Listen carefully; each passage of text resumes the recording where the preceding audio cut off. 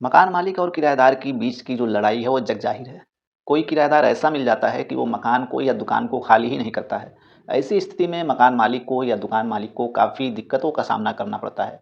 कई वर्ष लग जाते हैं उस दुकानदार को या किराएदार को अपने दुकान से या मकान से हटाने में या खाली कराने में। लेकिन इसी बीच इलाहाबाद हाई कोर्ट ने एक बड़ा और महत्वपूर्ण आदेश सुनाया है।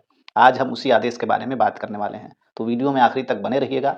उस पूरे आदेश पे हम लोग डिटेल में चर्चा करेंगे। तो चलिए शुरू करते हैं।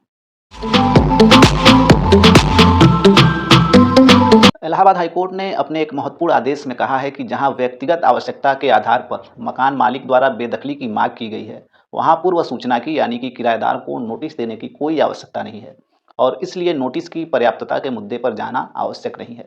इस मामले में लखनऊ में स्थित घर, जिसमें 6 दुकानें, एक बेसमेंट और एक गोदाम शामिल है। 6 दुकानों में से मकान मालिक ने 1989 में किराएदार को एक दुकान 500 रुपये के मासिक किराए पर 11 महीने के रेंटल एग्रीमेंट पर दे दी थी और इस पर एक समझौता भी किया गया था। वर्तमान समय में दुकानदार द्वारा उस दुकान के लिए 4,000 रुपये किराया दिया जा रहा था।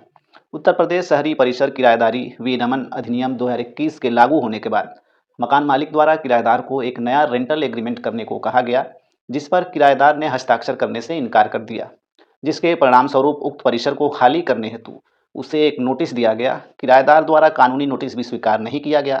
इसके बाद मकान मालिक द्वारा बेदखली के लिए एक आवेदन दायर किया गया था, जिसमें कहा गया था कि उक्त दुकान उसके बेटे के बिजनेस के लिए आवश्यक है। इसके अलावा किराएदार ने बढ़ा हुआ किराया भी नहीं चुकाया है। रेंट अथॉरिटी ने किराएदार को नोटिस जारी किया, जिसके बाद उसने बेदखली के आवेदन का विरोध किया।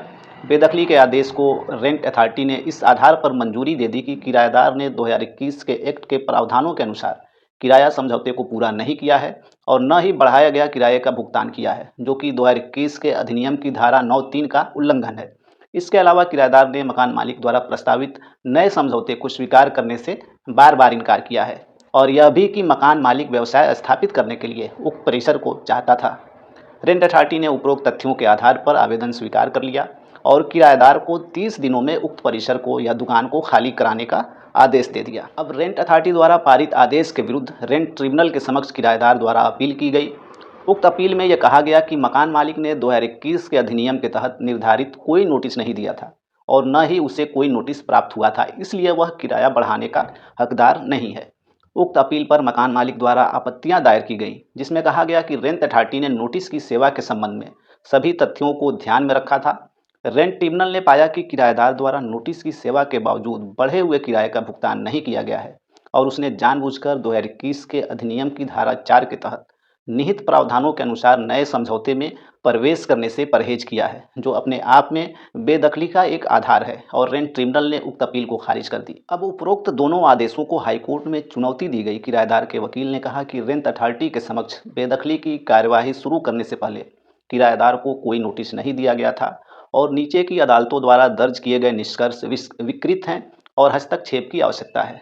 उन्होंने आगे कहा कि मालिक के पास वैकल्पिक संपत्तियां हैं जिनमें वह अपने बेटे को बसा सकता है। मकान मालिक के वकील ने निचली आदेशों का समर्थन किया और कहा कि किराएदार को पूर्व नोटिस दिया गया था और इस संबंध में नीचे की अदालतों द्वारा दर्ज किए गए निष्कर्ष में कोई कमजोरी नहीं है, क्योंकि वर्तमान मामले में बेदखली के लिए आवेदन 2021 के अधिनियम की धारा 21(2)(m) और 21(2)(b) के तहत दायर किया गया था। मकान मालिक ने कहा कि उक्त परिसर उसके व्यक्तिगत उपयोग के लिए आवश्यक था, जो धारा 21(2)(m) में निर्धारित एक शर्त है और इस संबंध में कोई विवाद नहीं था और यहाँ तक कि रेंट अथॉरिटी ने बकाया किराए के भुगतान के संबंध में कोई आदेश पारित किए बिना केवल बेदखली का आदेश दिया है, जो यह स्पष्ट रूप से दर्शाता है कि धारा 21(2)(m) के अनुसार मकान मालिक की व्यक्तिगत आवश्यकता के पहलू को ध्यान में रखते हुए बेदखली की अनुमति दी गई है। 2021 के अधिनियम की धारा 21(2)(m) में दिए गए प्रावधान के अनुसार जहां व्यक्तिगत आवश्यकता के आधार पर बेदखली की मांग की गई है, वहां पूर्व सूचना की कोई आवश्यकता नहीं है और इसलिए नोटिस की पर्याप्तता के मुद्दे पर जाना आवश्यक नहीं है। मकान मालिक द्वारा दायर बेदखली के आवेदन को केवल व्यक्तिगत आवश्यकता के आधार पर अनुमति दी गई है, जैसा कि धारा 21(2)(m) में निहित है। यही कारण है कि रेंट अथॉरिटी ने याचिकाकर्ता को बकाया किराए का भुगतान करने का निर्देश देने वाला कोई आदेश पारित नहीं किया है।